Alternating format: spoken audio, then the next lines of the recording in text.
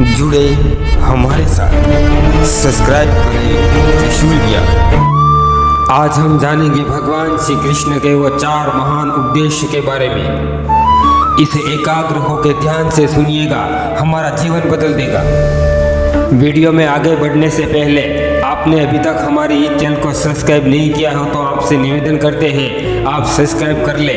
हमारा उद्देश्य केवल हमारी संस्कृति, हमारे धर्म को उजागर करना है। आशा करते हैं आपने सब्सक्राइब कर लिया होगा। तो आइए जानते हैं भगवान श्री कृष्ण के वो 4 महान उपदेश। महाभारत के युद्ध में अर्जुन ने अपने ही पितामह का वध किया। उनके ही गुरु आचार्य द्रोण, जिसने महान धनुर्धर बनाया, उसका वध होता देखते रहे। मृगोदर भीम ने अपने ही भाइयों का रक्त पिया। क्यों हुआ महाभारत? प्रतिकार के लिए, हस्तिनापुर के सिंहासन के लिए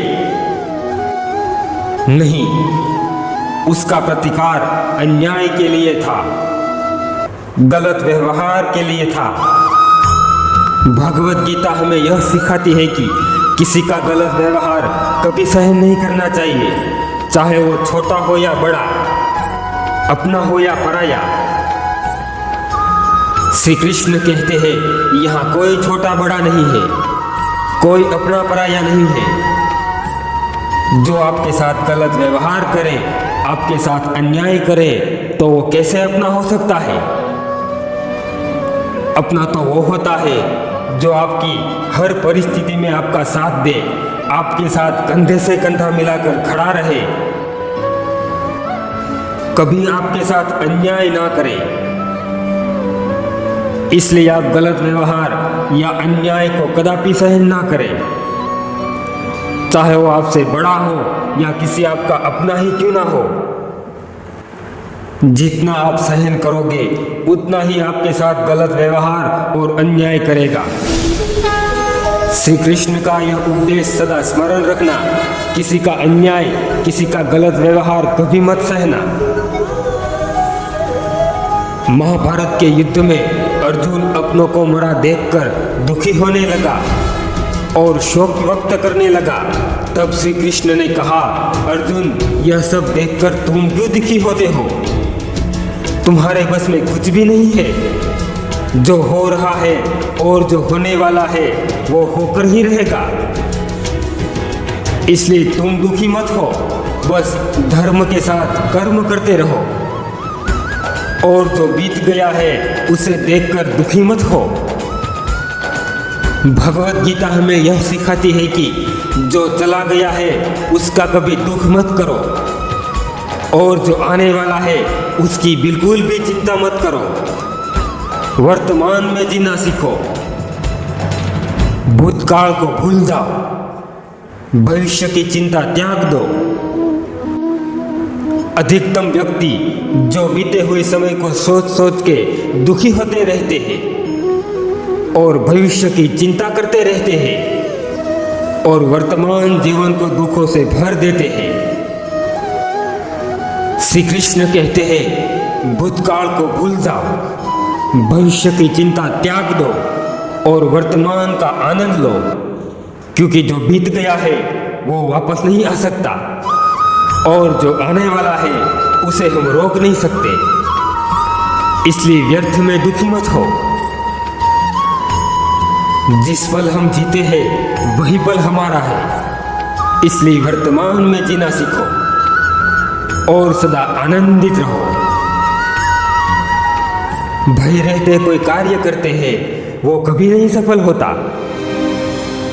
हम कोई कार्य करना चाहते हैं तो हमें भय लगता है, हम सफल हो गए या असफल। हम अपनी सफलता के लिए कहीं दूसरी जगह जाना चाहते हैं, कोई कार्य करना चाहते हैं, तब भी हम इस भय के कारण रुक जाते हैं, हम वो कार्य नहीं करना चाहते। यह भय मनुष्य के जीवन की सबसे बड़ी बाधा है। किसी को अपने मृत्यु की भय, तो किसी को अपने की मृत्यु का भय। भय रहते व्यक्ति सदा दुखी रहता है। इसलिए भगवत गीता हमें यह सिखाती है कि व्यक्ति को भय को त्याग देना चाहिए। उसका कारण है मोह। व्यक्ति यह समझ ले कि इस संसार में जो जन्म लेता है वो मरता भी है। सभी को एक ना एक दिन इस शरीर का त्याग करना ही पड़ता है, किसी को आज तो किसी को कल। इस संसार का सबसे बड़ा सत्य है, आत्मा अमर है, ना ही उसे हिम पिघला सकती है, ना ही अग्नि उसे जला सकती है। आत्मा अमर है, वो कभी नहीं मरता। आत्मा सिर्फ शरीर का त्याग करता है, अर्थात वास्तविकता तो यही है कि शरीर मरता है, आत्मा नहीं। तो हमें भय किस बात का? हम बस इस सत्य को समझ ले तो धन्य है। व्यक्ति इस संसार के सभी मोह से मुक्त हो जाता है, उसके जीवन में से भय सदा के लिए विलीन हो जाता है। हम यह समझ ले कि हम कुछ समय के लिए यहाँ आए हैं, हम आनंद लेने के लिए यहाँ आए हैं, हम खुश रहने के लिए यहाँ आए हैं। हमारे सब मोह समाप्त हो जाएंगे। जब दुख ही नहीं रहेगा तो भय किस बात का? हम हमारी संपूर्ण शक्ति लगाकर मेहनत करते हैं, फिर भी हमें सफलता नहीं मिलती। क्या है उसका कारण?